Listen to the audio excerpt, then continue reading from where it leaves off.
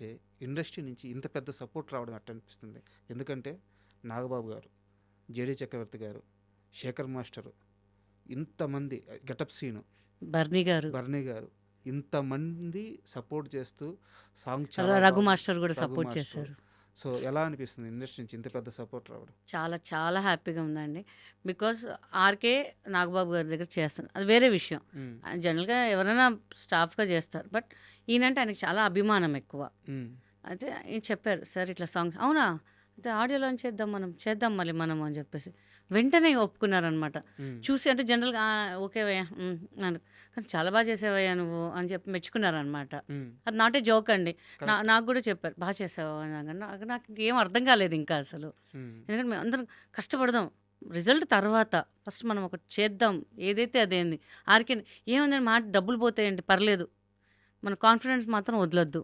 మేము కానీ రత్న కానీ జిలాని కానీ మేము అందరం అనమాట ఏదైతే అదండి చేసేద్దాం.